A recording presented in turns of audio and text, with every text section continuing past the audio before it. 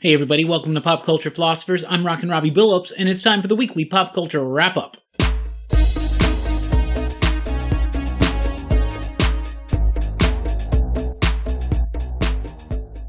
That's right, everybody. Thanks for checking out the video. I am Rockin Robbie Billups. This is the weekly pop culture wrap-up. It's the show where I go over the week's pop culture news, mostly comic books and movies. Don't have a lot to get into this week, but we do have some very exciting news, starting with a new Spider-Man movie co-produced by Disney and Sony. That's right.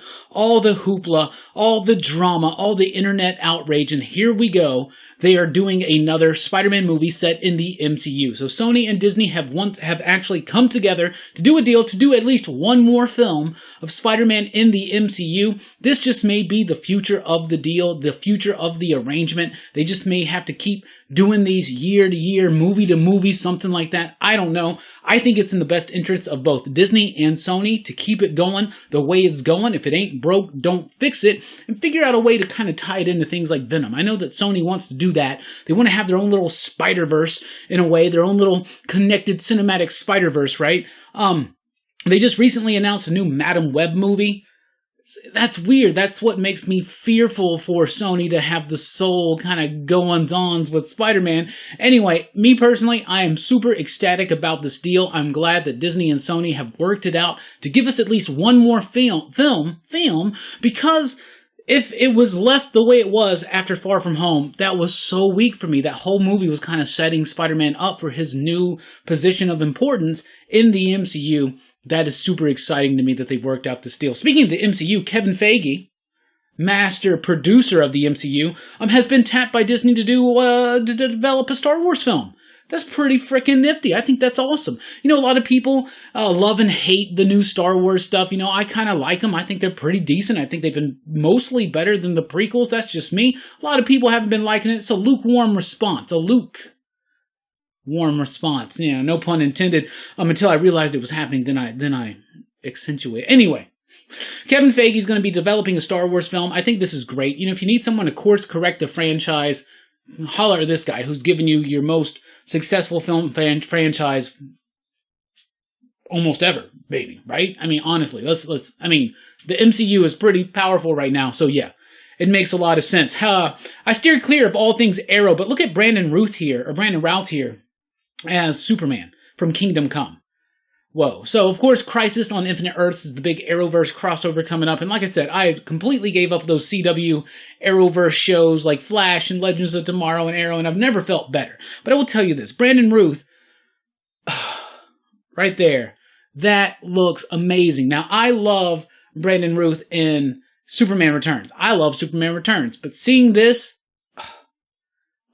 it almost makes me tempted to check out at least the Crisis crossover. Jurassic World 3 has recast Sam Neill, Jeff Goldblum, and Laura Dern. That's right, Sam Neill, Jeff Goldblum, and Laura Dern were, of course, in the original Jurassic Park film. I believe Dern, as well, of course, as Neill, reprised their roles in Jurassic Park 3. Of course, Goldblum was in the last Jurassic World Fallen Kingdom film. He was also in The Lost World. It's going to be cool to see all three of them together, especially the way Fallen Kingdom ended. I think that really sets up the Jurassic Park movie we've been wanting since the first Jurassic Park.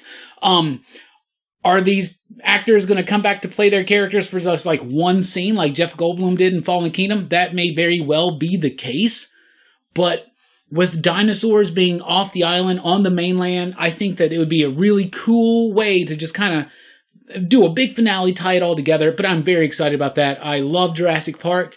I have, for the most part, I enjoy the sequels, but nobody's ever captured that magic. I doubt this one will, but it's going to be cool to see those three back in the role. Hulu has passed on the Ghost Rider series.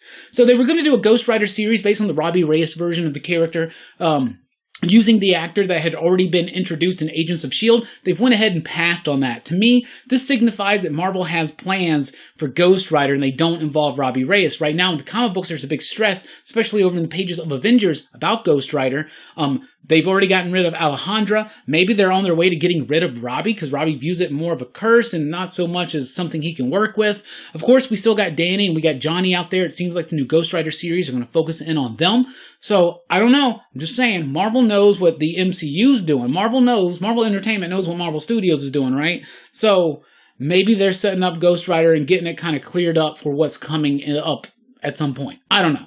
It's just speculation. But all of that aside, Hulu has passed on that series, so we won't get it. The only comic book news I have for you today is a teaser from Jamie McKelvey and Matt Wilson from a new Image book coming out in 2020. Of course, McKelvey and Wilson were the artists over at Wicked and the Divine, just wrapped up. Looks like Jamie McKelvey's doing something, jumping into something creator-owned himself, gonna illustrate and draw, of course, with Wilson on the coloring.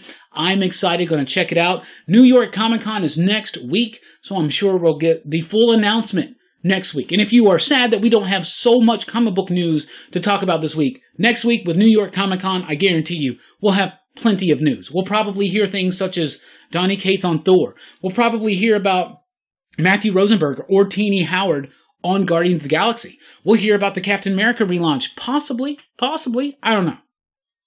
But be expecting some news next week for New York Comic Con. So that's what we got for you this week. What do we got coming up here at Pop Culture Philosophers? There will not be a live stream tonight. No live stream tonight. Rockin Robbie Live.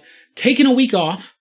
So be prepared for that. But we do have the weekly comic book review coming up. We've got some exciting things like the release of the brand new podcast, Aliens, is up right now. You can check it out at popculturephilosophers.com. I'll also be releasing an old school podcast. I say an old school podcast, a podcast from earlier in the year here on YouTube this week. We also have lots of excitement this week, including a Son of Dracula live movie commentary this upcoming Friday night at 8 p.m. U.S. Central Time. That's right, Lon Chaney Jr. and the Son of Dracula, continuing our Frightfully Fearful Fridays throughout the Halloween season, watching a movie with me live here on the YouTube channel. This week we're doing Son of Dracula. Lots of other little surprises. Thank you so much for checking out the video. Let me know any comments you want to comment about what's going on with Spider-Man, what's going on with Star Wars, what's going on with Brandon Routh, his Kingdom Come, Superman, or anything like that, or how excited are you for the announcements at New York Comic Con? And do you think Donny Cates is doing Thor? Because I think Donny Cates is doing Thor. Let us know in the comments down below. Thank you so much for supporting the channel. You can continue your support over at patreon.com/PCP. You can help us get